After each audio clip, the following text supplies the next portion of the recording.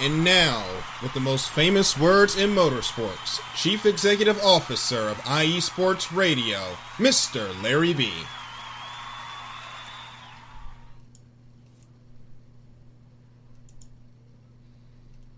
Oh, gotta do it again. We had a system issue. We're good. Do it again. We're good. Now go. Drivers, start your engines!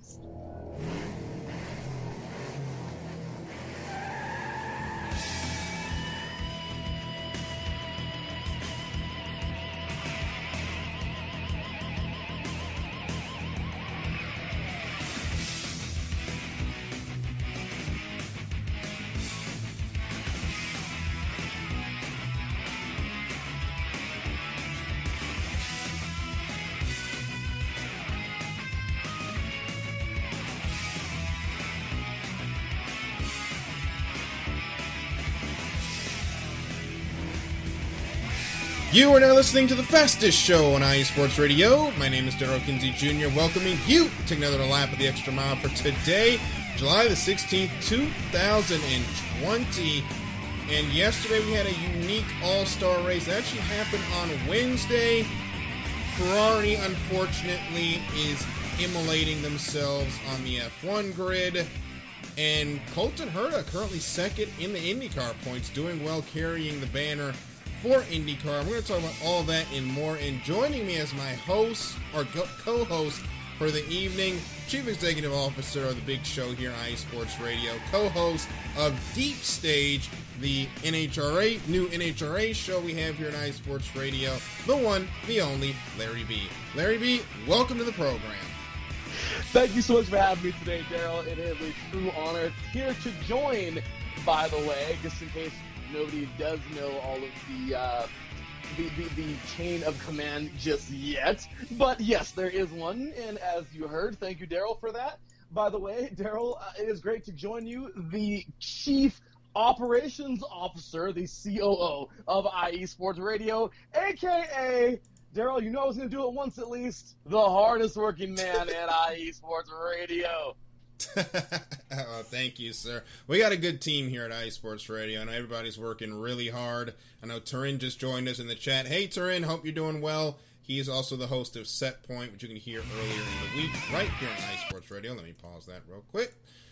So let's go ahead and get started. I will, unfortunately, before we get started, I did say I was going to acknowledge the news that just broke in the realm of football with the Washington football team, and unfortunate allegations from 15 women of just rampant sexual harassment in the Washington football team organization. Several individuals that were named included longtime broadcaster Larry Michael, who resigned, and two other executives who were fired this week. And I just want to say that that type of behavior is absolutely unacceptable. It was unacceptable when it was allegedly acceptable, and it's definitely unacceptable now. And there's going to have to be a reckoning over there at Washington Football Park, and it's probably going to involve the owner getting removed from power as well. But I did want to mention that and just give my short views on that. And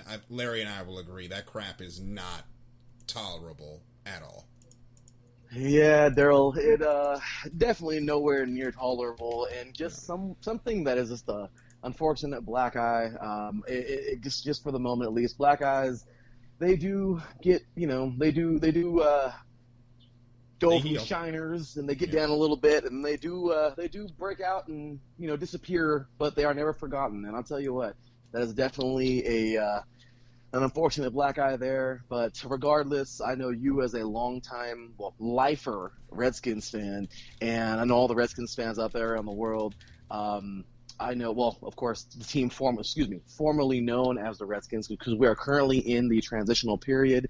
But yes, of course, we do know that those things are just terribly frowned upon, and I'm just hoping that everybody can, unfortunately, I hope everybody can move past these unfortunate events, and as nasty and terrible as they may be. But I just would like to say that we can definitely have a future, but unfortunately, that is something that is just not permitted and so terrible and so horrible that all just prevails in the most positive way. Would you agree with that, Darryl? I agree with that 100%, and I believe we gonna see what's going on here on the program. We actually may have Michael Ward joining us here in a couple of minutes. I just added him in. Hopefully that'll get to work. But so looks like it's gonna be an all men's show here this afternoon. I know we used to have the all ladies programs with Caitlin and Lita, and they got buck wild. So now we get the all men's version. There he is. Hey, Michael, can you hear us? Hey. Hello. Hey, good to hear your voice again, my brother. How you doing? Pretty good. Can't complain. Good. Man, Michael, it is great to hear you, buddy. It has been months since we've even last spoken. I'm glad to have you back here on the program. I'm glad to be back after a crazy 2 months.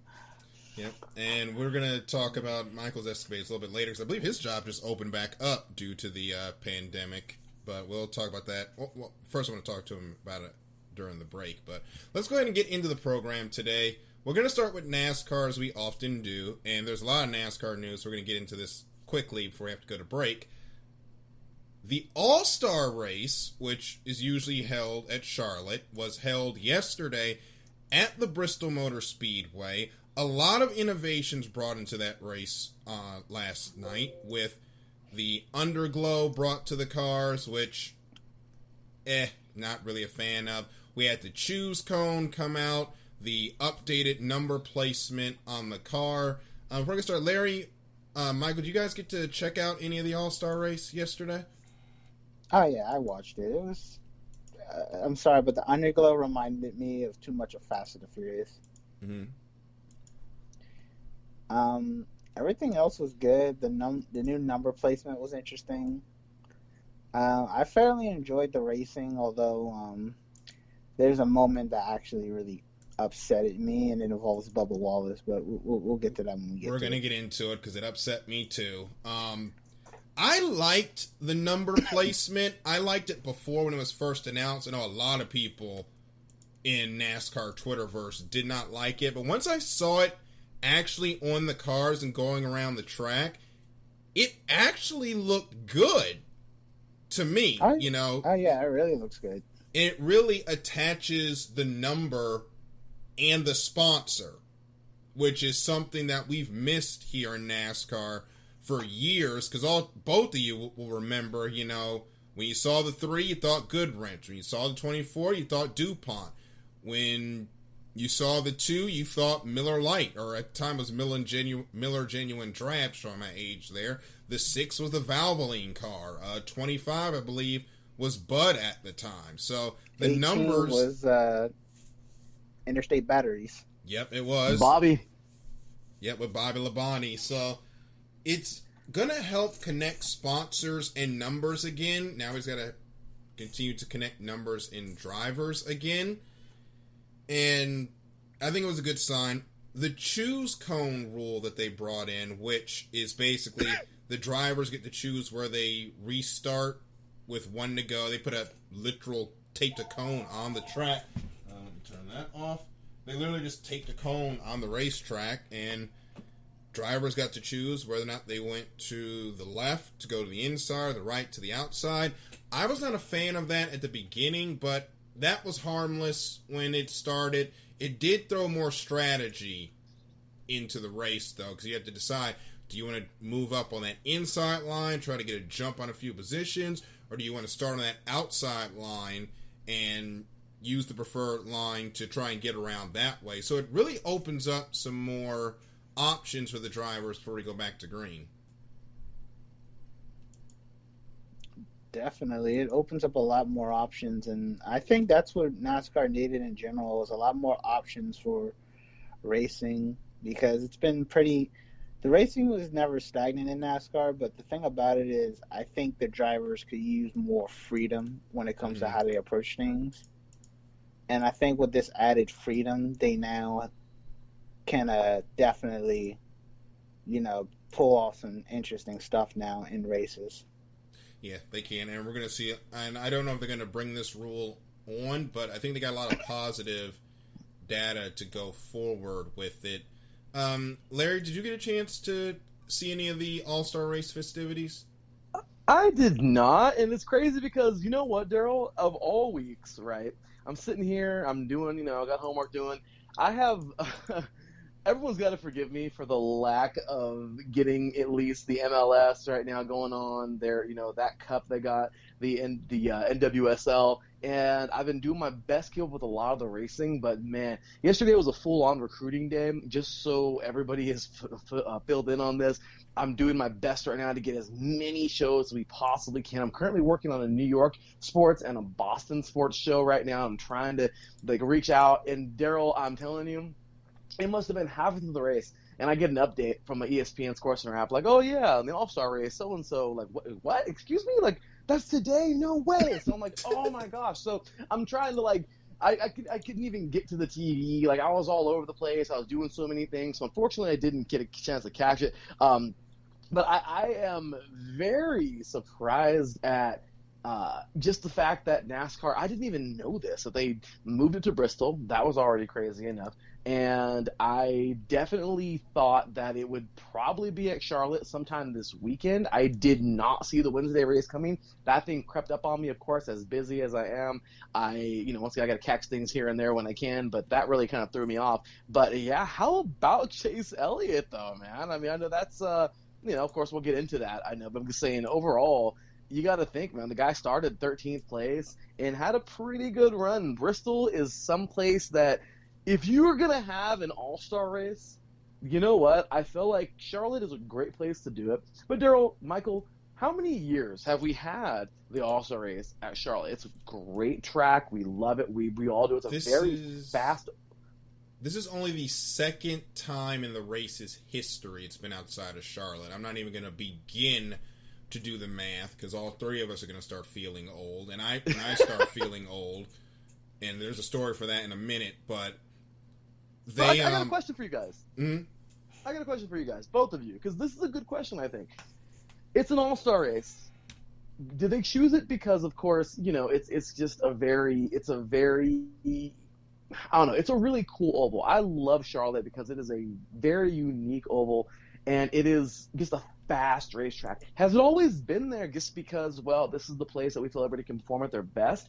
Or would you guys think it'd be kind of cool to just rotate every year or every other year, something like that, a different type of track to show, like, hey, the All-Star race is, the All-Stars of NASCAR. However, if you really are an all-star, you have to race this race in any type of oval, maybe even a road course one day. I mean, what do you guys think about that personally?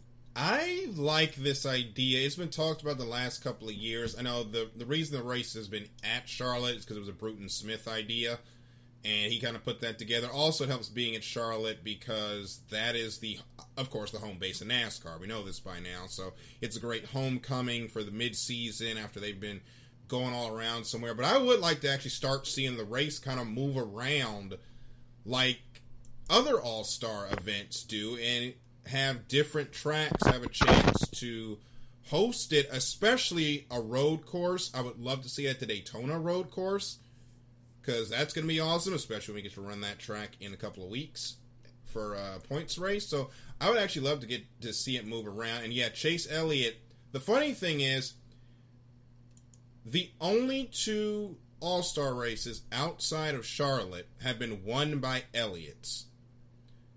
Bill Elliott won the all-star race in Atlanta. In this race in Bristol, Chase Elliott picks up the win. So I don't know what it is about the all-star race not being at the Charlotte Motor Speedway and the Elliots, but that family has a knock for winning it as Chase ended up picking up the win. And before we go to break, we're going to talk about it real quick. All-Star Open, 7 laps in.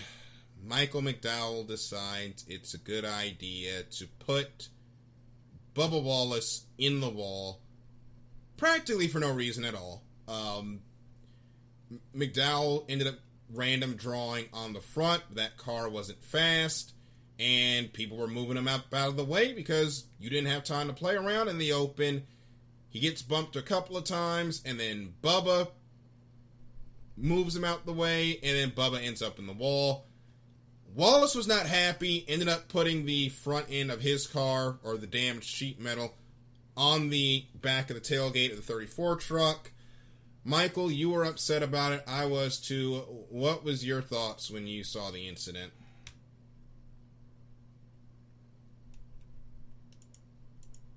Oop, we lose Michael?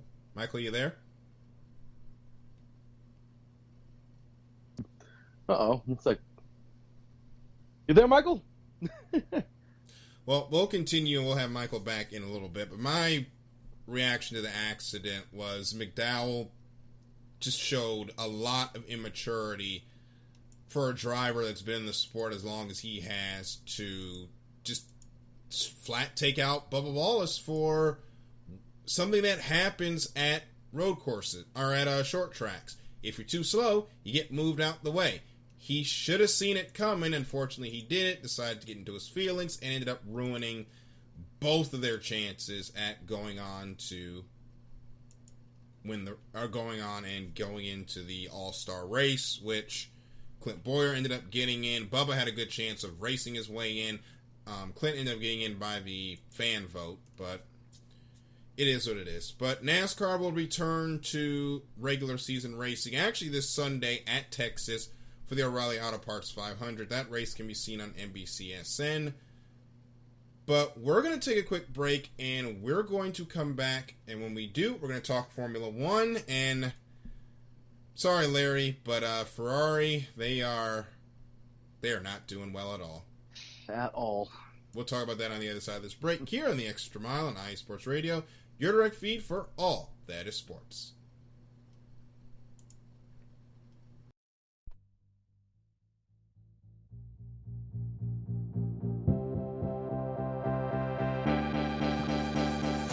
Hey guys, it's Blake Henley, better known as H-Town Blake to some of you. Happy to announce that Bases Loaded is back in full force. We'll be bringing that high heat every Tuesday night here on iSports Radio. So come home, get ready, dig into that batter's box, and see if you can chase that high heat, baby. So we'll be coming to you live with all the stats, all the rundowns, all the division rivalries, and every team that's going to make the playoff push to get to that one and only October and get to the pinnacle of what baseball is, to hoist that Commissioner's Trophy when it's all said and done.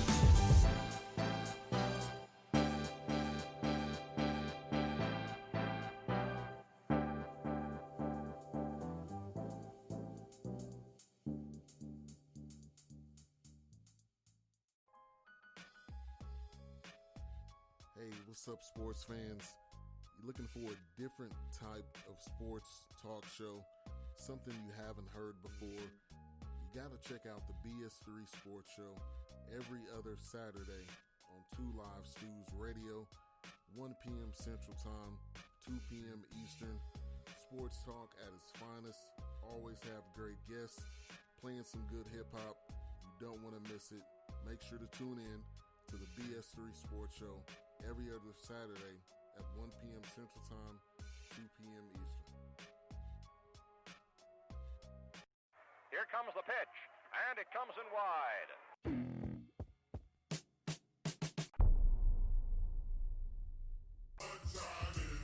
On the BS3 Sports Show. Welcome to the BS3 Sports Podcast. We hope your experience with us is amazing. Sports talk, comedy, social issues, and more. BS3 is the best source.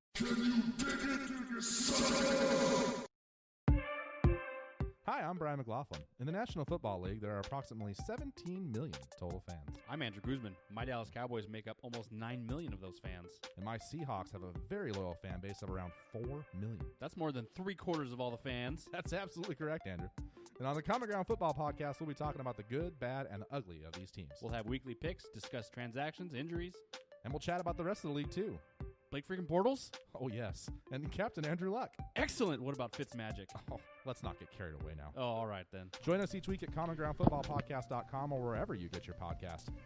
It's going to be awesome. And we're back here on the Extra Mile on iSports Radio, your direct feed for all that is sports.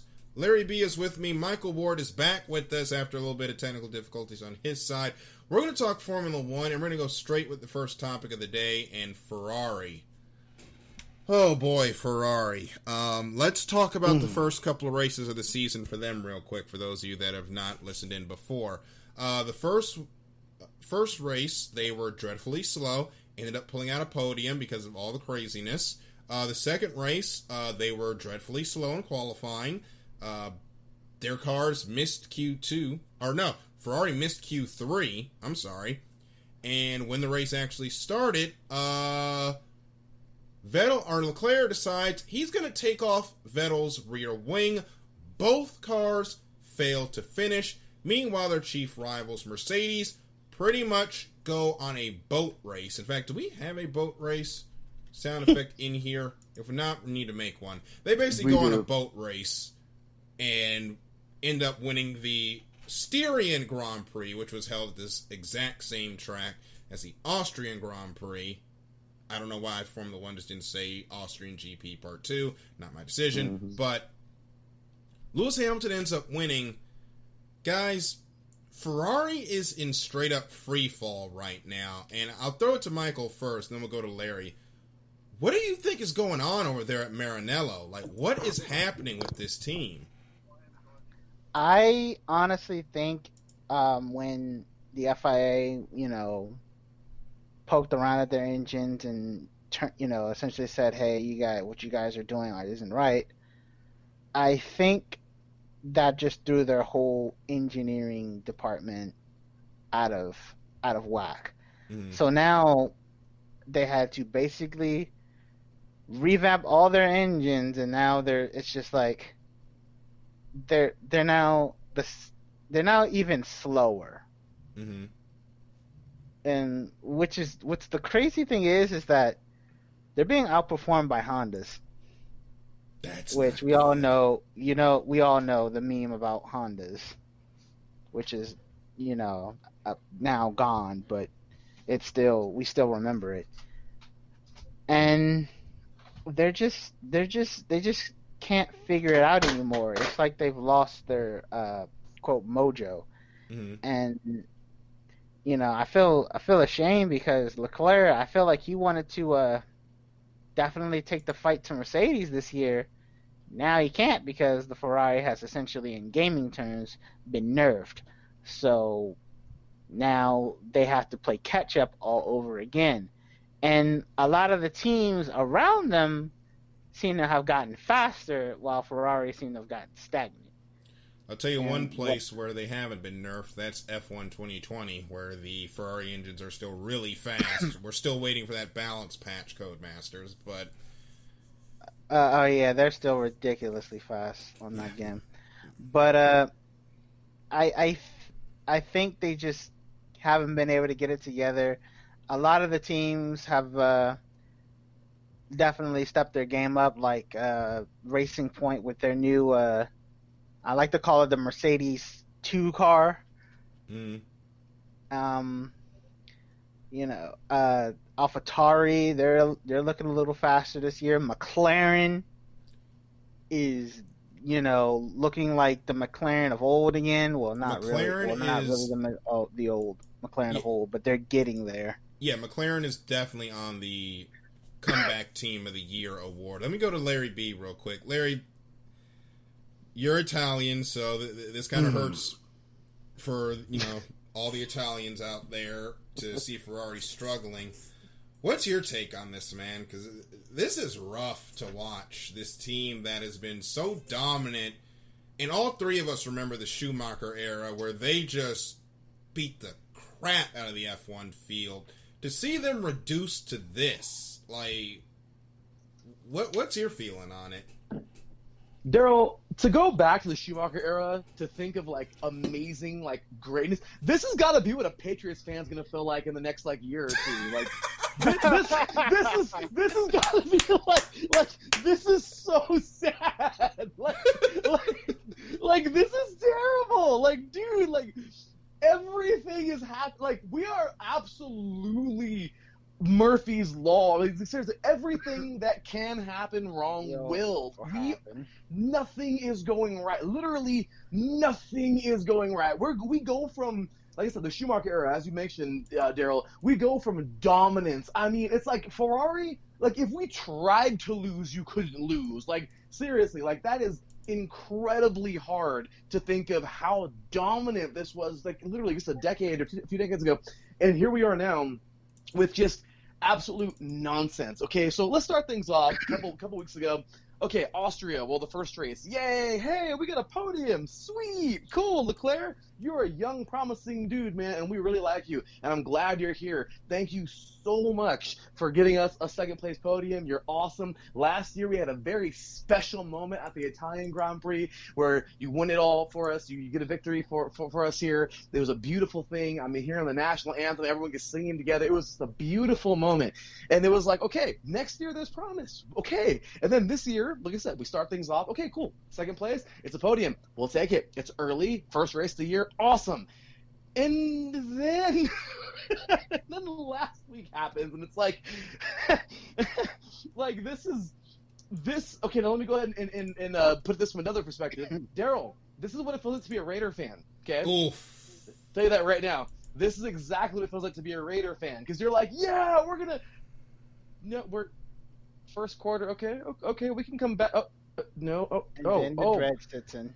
Yeah, and literally, like, I mean, really, DNFs, guys, really, like, neither one, like, are you for real? Like, we have two amazingly good cars, in my opinion. We can make things happen. We have some of the best engineers in the world, and you're telling me that we are this now? We have literally turned into this? I mean, I'm sorry, guys. I don't want to be going on a rant here, but there is something terrible happening. I don't know what is, but it seriously seems like something is. So there's something more. I don't know. I don't want to say that, but then again, I guess there's really no choice. I don't know. Somebody's not getting along with somebody. Something's happening, because right now it's like there is no answer, and it just feels like there's more energy focused on something else rather than like the races themselves. And honestly, guys, as a Ferrari fan and as diehard as I am, this really hurts to watch. I think it's a mixture of, the balance changes that the FIA did to the Ferrari engine, and I also think, and this is no shame to him, I think it's just Vettel just being done. I also think it's his time. It's his time to step away. Like, he is... I don't know if it's him. I don't know if he's, like, mentally drained with Ferrari, if he's mentally drained with F1, but this is not Sebastian Vettel. You could say he's mentally drained from... Because I know racing for Ferrari can be mentally draining. Yes. So I just think he's all around done. He's tried so many times to defeat. If anybody have seen Star Wars, Mercedes is the Empire. He's tried so hard to defeat the Empire, and he's just been smacked time and time and again. And then one season, he kind of smacks himself up, and then now he's just like, what else can I do? Every time, and now he has one problem, which is an entire team. Now he has another problem, which is his teammate, who's been showing him up, and now it's just like, well, what do I do now? What do we do? What do I do? F1 is a thing where if you can't perform, you have to leave. Mm-hmm. So I think he's just done. I think he's just I don't know if he wants to retire, because there are rumors about him and Aston Martin, but I think right now he is just done with the season. I think he's just done. He wants to get it over with. He's tired of Ferrari. Ferrari's tired of him. Well, I will go back and say this. You mentioned you may be tired of Ferrari. There is a lot of, and I hate to say this, there's a lot of politics going on at Ferrari due to the stature of the team. It's been that way for many a year now. And I think it's just gotten to him to the point where he's tired of it. And the race, his tenure at Ferrari was supposed to be his renaissance and return to winning World Drivers' Championships. It hasn't happened.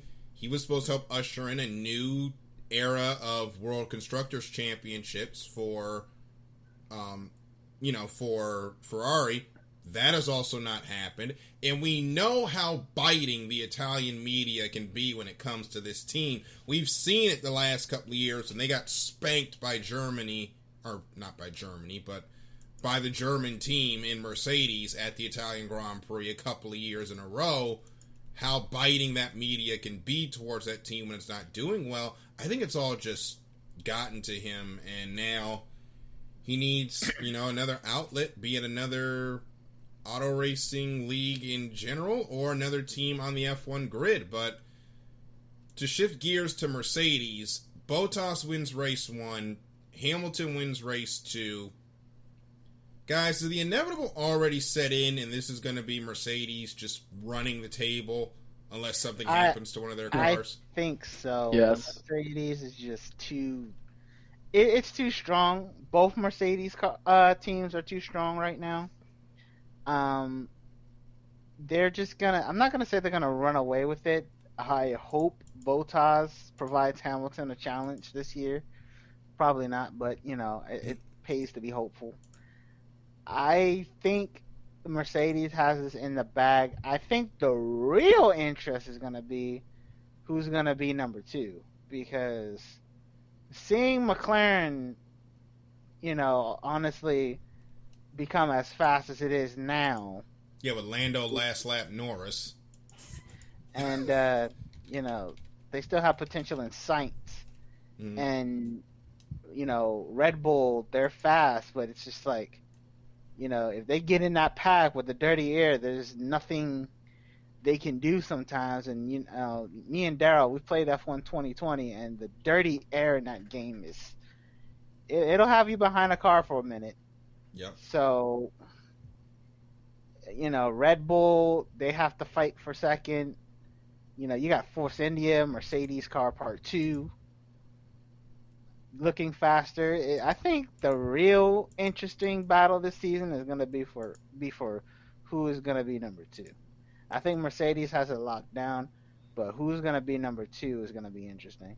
Well, right now Ferrari is 5th in the constructor standings, behind the Racing Point, behind McLaren, behind Red Bull.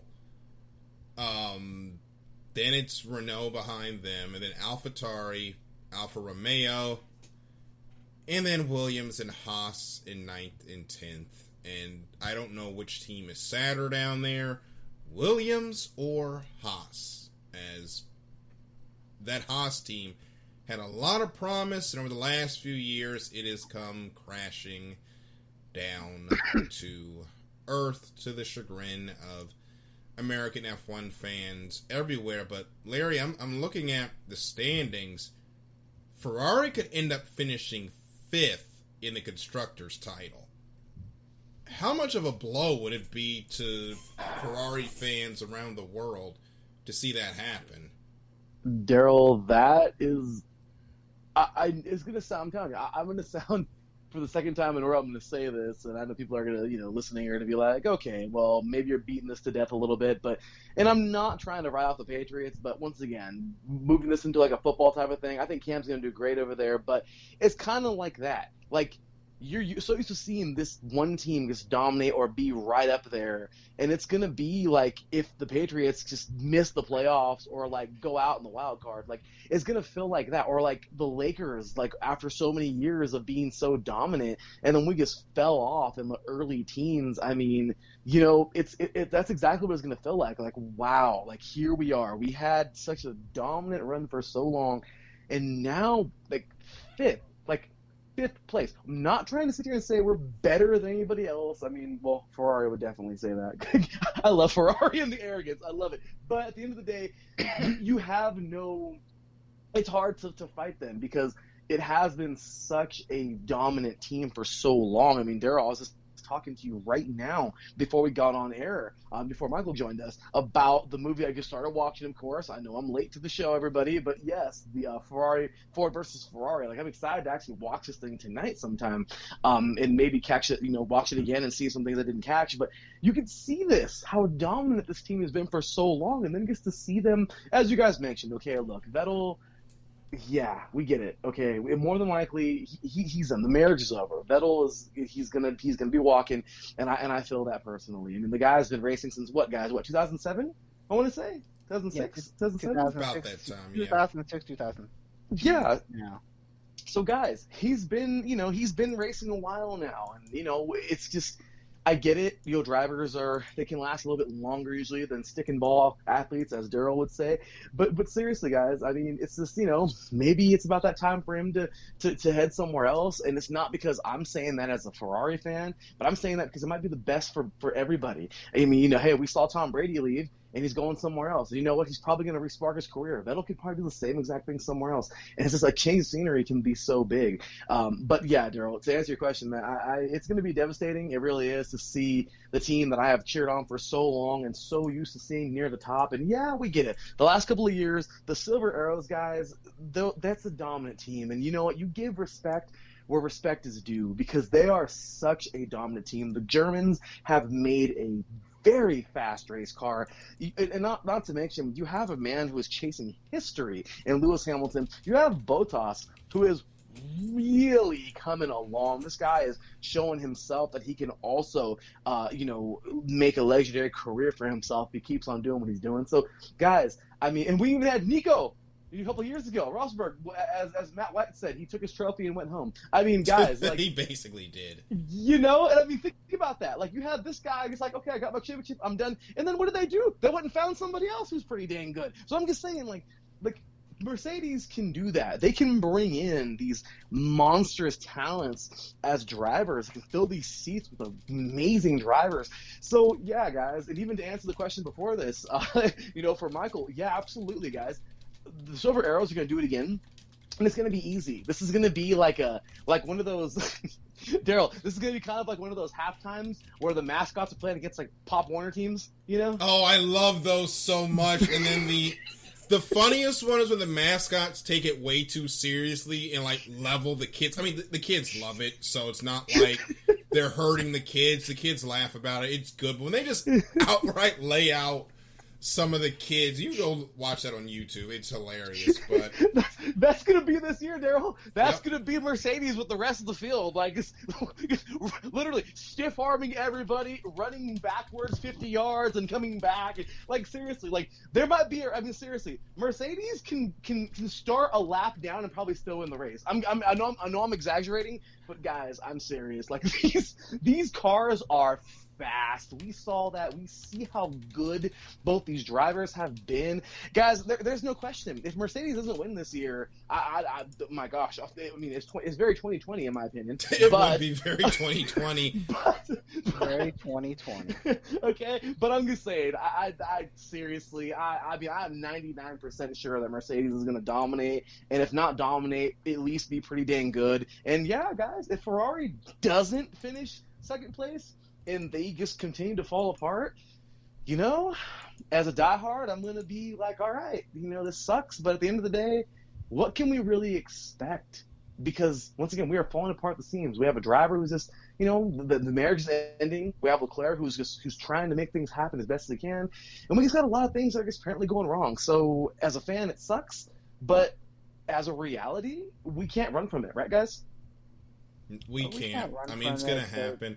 A lot of Patriots fans, I know we keep using this example, but it's a perfect example. A lot of Patriots fans are about to feel this here locally when Alex Ovechkin finally retires. Caps fans are going to feel it. It's that crash back to reality that, it's somebody else's time to lead, and right now it's Mercedes' time. And, by the way, they got the black painted Mercedes. I know they're doing that for Black Lives Matter. I kind of call them the Wakanda Mercedes with how they look, which is pretty freaking awesome. But oh boy, they're gonna put a hurting on the F1 grid. And Michael, you were saying about possibly Hamilton not winning the championship. That man is staring 7 championships in the face and tying Michael Schumacher. He is going to be driving 15 out of 10 to get that record. Straight up. It's not going to be pretty for the field. The worst thing about it is I don't even think he has to do that. I think he could just drive at 5%. He'll win the race. But I think it's clear that he's going to win. I don't know if a lot of teams are going to have the same failures as they did in the Austrian and Styrian Grand Prix. I hope I'm saying that right. Mm-hmm. Like they did, because we saw a lot of engine failures. But the thing about it is Mercedes also has been really good on engines, so I think they're foolproof this season. You know, their nearest rivals are struggling, and they could be a midfield team by the end of this year, that's going to be funny when you start F1 2021. Yeah. You know, Red Bull sometimes they've been able to stand up to Mercedes, but not a lot. And not consistently. That's about it. You know, championship almost won. Just keep doing what you've been doing, and, you know, that's a championship. But like I said, the real interest for me this year is just going to be all the chaos that this season is going to entail. Just the midfield is going to be really fun to watch this year. So not even just the midfield, just the behind the scenes and the silly season is just going to be fun to watch too. Oh, season 3 of Drive to Survive is going to be lit. Like, it's going to be crazy with all this going on right now. So we head on to the Hungarian Grand Prix. This track should help the rest of the field in that it's not a very engine-sensitive racetrack. However, the only thing that was really holding Mercedes back was their issues with tire heating. That is no longer a problem. I think the field is in trouble when they do this race tomorrow. Or when they do this race on Sunday. I have a quick question. Mm-hmm. How do you think Sainz feels seeing Ferrari struggle, knowing that he's going to be racing for the next year? The jokes about that have been hilarious, but he's probably feeling like, can I get a flashback so I can unsign that contract? I had to think about that joke for a second. Yep. Yeah, I think he's just like, are you guys sure about this? He's probably hitting a Ricardo like, look, man, I'm going to need you to stay at Renault. Yeah. Like, I'm going to need to keep my seat. Another thing, Alonso's coming back. Yeah, didn't see that coming. I don't know why. I guess he's going to save Renault? Maybe? I guess it's like that scene from Avengers Endgame where Renault's just like on the ground and Thanos is just like, I guess Thanos is Mercedes. Yes. And they're just like ready to finish him off, and then next thing you know, the portals open up, but instead of like an army of people, it's just Alonso. Well, they're going to need Alonso in his prime if they're going to stand up to those Mercedes in the next couple of years, at least until the regulations change. But we're going to take our final break of the evening. When we come back, we're going to talk IndyCar. And speaking of domination, Scott Dixon. Oh, boy. Wow. Just wow. Wow. We'll be right back here in the Extra Mile on iSports Radio, your direct feed for all that is sports.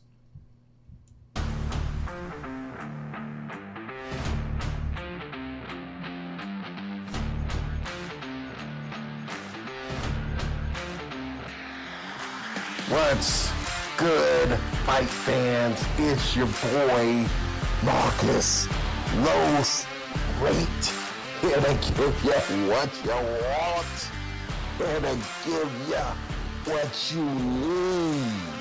Yeah, man. Yeah.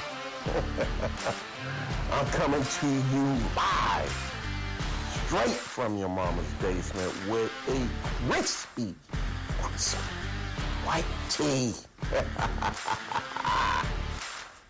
They are coming to you live every Tuesday at 10 p.m. Eastern Standard Time. Powered by IE Sports Radio, your direct feed for all that is sports.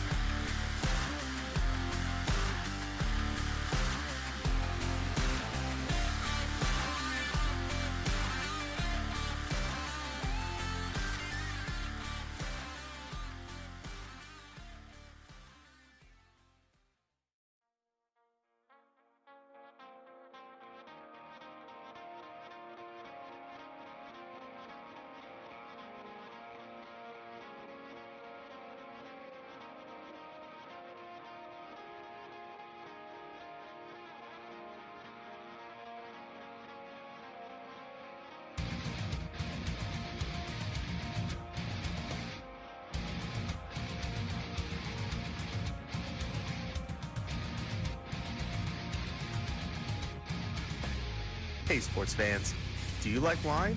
Well, we've got the show for you. This is Let's Wine About Sports, a show where we talk about wine and sports simultaneously. From the classic Cabernet Sauvignon all the way down to the grapes that you've never even heard of before. Oh yeah, we cover it all. And we'll talk about a little bit of sports as well. Football, hockey, collegiate, women's sports, it doesn't matter. We're going to talk about it all, and we're going to whine about it all. So join me Monday at 8 p.m. on IU Sports Radio, your direct feed for all that is sports.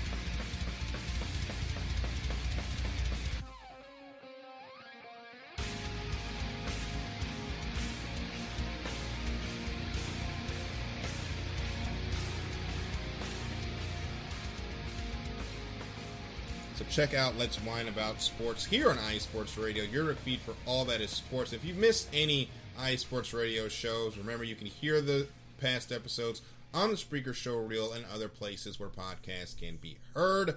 One of those hosts, of course, is with me, Mr. Larry B. He's got Lord knows how many podcasts on the program between the 3 and Outs. Hopefully we will get a 3 and Out college edition this year.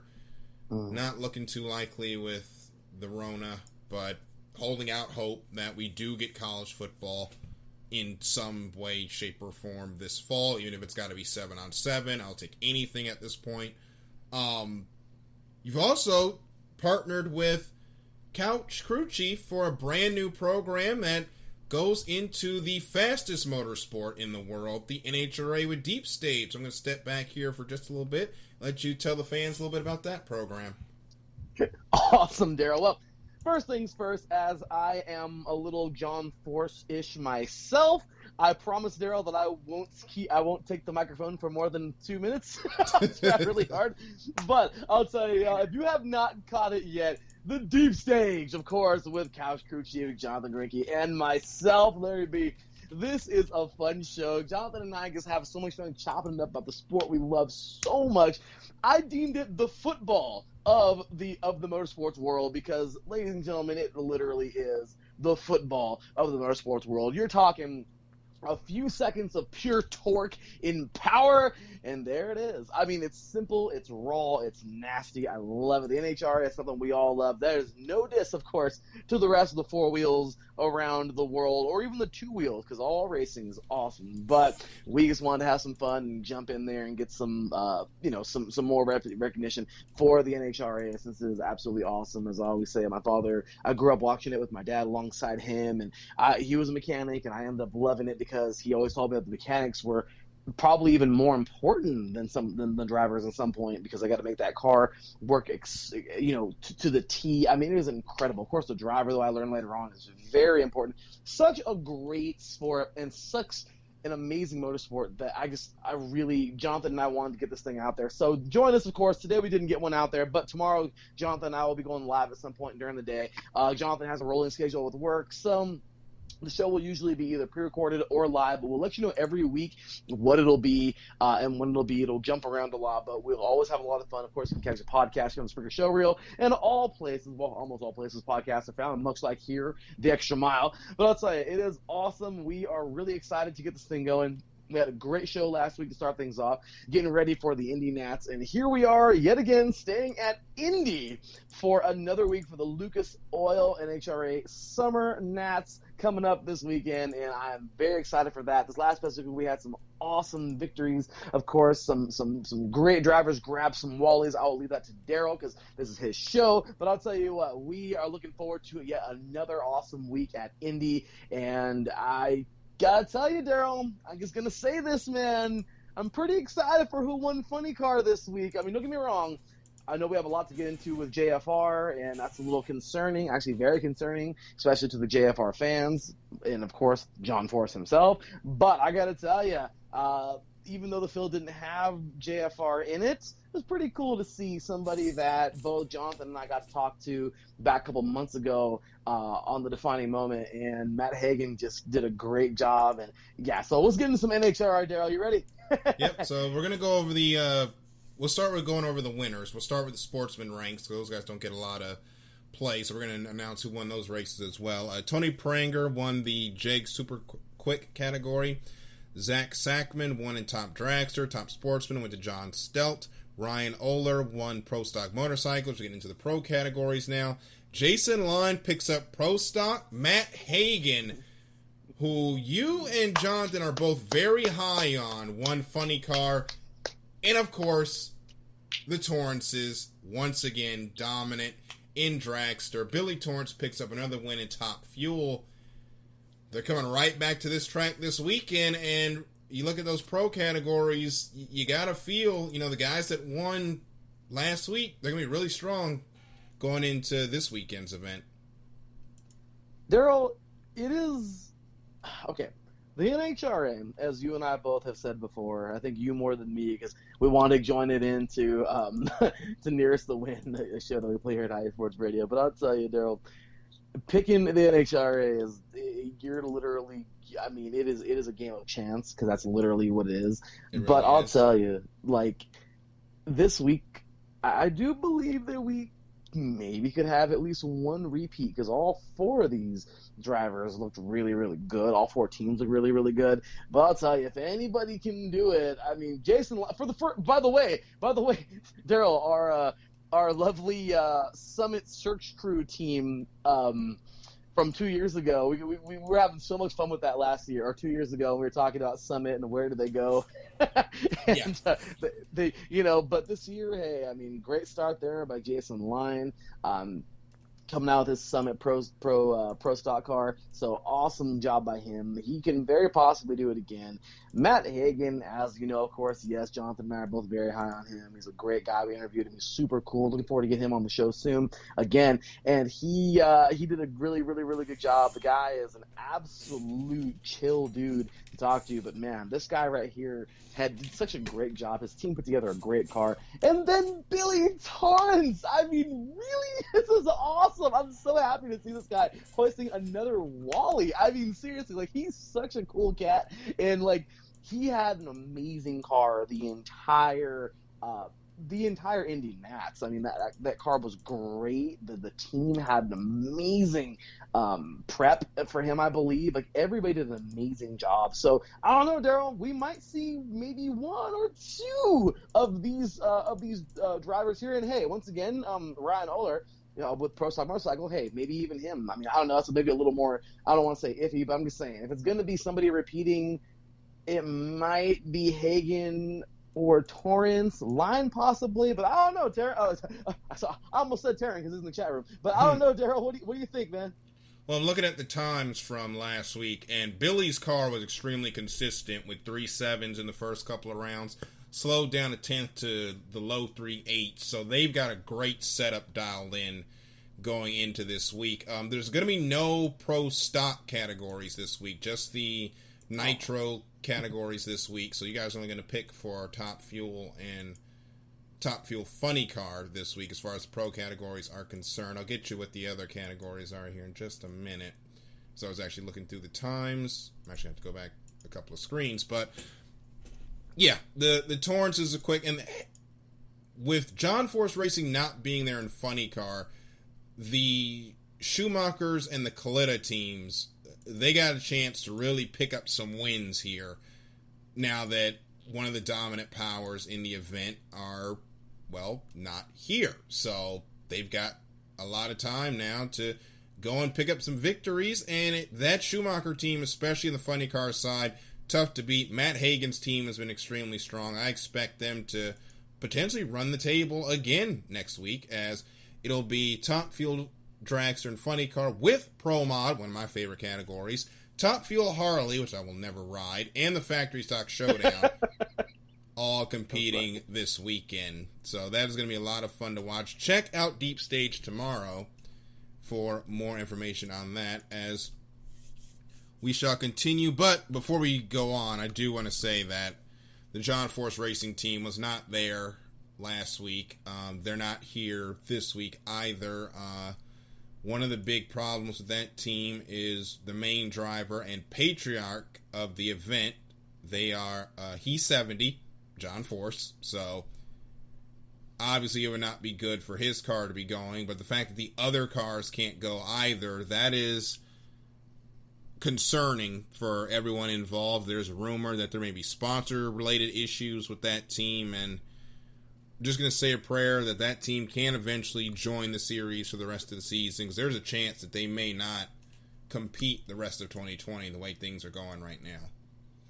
Darryl, we talked about it a little bit on the Deep Stage last week, and Jonathan and I just basically both agreed that it would be absolutely devastating to have a John Forceless NHRA, of course, because the man has like literally pioneered this thing for the last, I don't know, as long as I've been alive. So I mean, he has just been, he's the man, he's the Mario Andretti, he's that guy. He's the John Force is what he is, and we love him. I love him. I was so blessed to have an interview with him for our 6th year anniversary show earlier this year. And I know, Darryl, you were actually supposed to be in on that call as well as Jonathan. Unfortunately, I couldn't get things going on my part, and I didn't want to not get John Force on the show. So, I mean, I did it solo during the show. It was a complete surprise coming up. Like, I'm sorry, before the beginning of the show, Jonathan told me, dropped it on me. It was an amazing interview, and the man is absolutely incredible, and I'm just so happy and so blessed to have seen this legend race for so many years. But Darryl, it is what it is. I understand that. We all knew that John Force was either gonna keep racing until the day he until the day he goes home, or maybe one day he would call it a career. But I'll tell you right now, I don't know, Darryl. It's real hard to say John Force is retiring. I mean, I wouldn't think so. I honestly still don't think so. I mean, I know COVID is definitely a big part of this entire thing, and I know that if COVID would have never existed, John Force would have been right in that race car this year. And I don't know. I mean, if COVID completely disappears next year, please God, if we get a vaccine and everything goes well and everything just goes that direction, I don't know, Darryl. I think we're going to see John Force right back in a race car, and everything's going to be fine. But I do understand that he's going to hit y'all with the run it back. Exactly, guys. Like John Force is the man. Like, he's going to be, he will be John Force until he will be John Force forever. That name is immortal. He, in my opinion, he is immortal in all of sports. I mean, it's John Force. So I'm just saying, guys, I don't know. I don't think right now it's a tough time for everybody. We know that. You know that. I know that. Michael knows that. All of us know that. But I know that once we get this whole thing figured out, and I love what John Force said when he was on with me in May on our show. Darryl, John Force said one of the coolest things ever. He said, "We will get through this. We are America. We are Americans, and I know that we will pull through this together." He didn't say that verbatim, but he said something very similar to that. And I just, I was like, yes, that's right, because he knows it, he believes it, we all believe it. Though we know that tough times are here, and we know that this is a very ridiculous time at the moment, and all kinds of craziness is going on. You know what? We can do this thing. And I know, if I know John Force, okay, and I've been idolizing this man my whole life, Darryl, and I know you have as well. You've been a fan of his for basically your whole life as well. We're almost the same age, Darryl. I mean, we're literally the same age bracket. So I'm just saying, John Force, I mean, Michael, you too, man. I know you've followed this guy for a very long time, man. I mean, I tell you guys right now, even though COVID's putting a little damper on this right now, I'm still on the optimistic side that we're going to see John Force in a race car soon. It may not, if it's not this year, then it's not this year. Okay, it is what it is. But when we get a cure for COVID, I don't know, Darryl. I mean, come on. Okay, guys, you are both on the interview with us, with Max Davies and Mario Andretti. Okay, both of you were on the interview. And what did Mario say? Mario said, Darryl, was it Darryl? You that asked him? I think you asked him. But you said, would you get back in a race car and race this Indy 500? And he says, certainly. I'd go out there and race with my grandson any day. I'd get back in that car and go race. He says, my son, Michael, I don't think he would. I think he's done with it. Oh, but yeah, also get out there. I don't remember he had mentioned wanting to run Le Mans with his grandson and his son, and Michael's the one that's like, he's too old and fat to get in. I was like, well, what does that mean about Mario? Because Mario seems like he's ready to do it. But, yeah, I hope we get to see John back in a car before too long. I don't think we've seen the last of John Force. Even if he did retire, like, he's got nothing else to prove in this sport. He is the gold standard of the NHRA. Like, there's no other way to say it. Just with his longevity and how he dominated Funny Car, he's the GOAT. He is the GOAT of Funny Car, and it's going to take a long time for somebody to smash those records. So, we're actually at the limit of our time, so we're going to get into Indy really quick, and I'm just going to bring up this one topic before we go on Indy. Scott Dixon is currently leading the points by a lot. He won the first couple of races of the season. I don't want to say that championship was already over, but there's no playoffs in IndyCar, obviously, and Dixon around this time is known to be insanely consistent, because usually this is the second half of the season. This is the first half of the season. Fellas, you guys think Dixon is going to lead the way from here and take the championship? I'm not too sure, but his form is definitely looking championship worthy.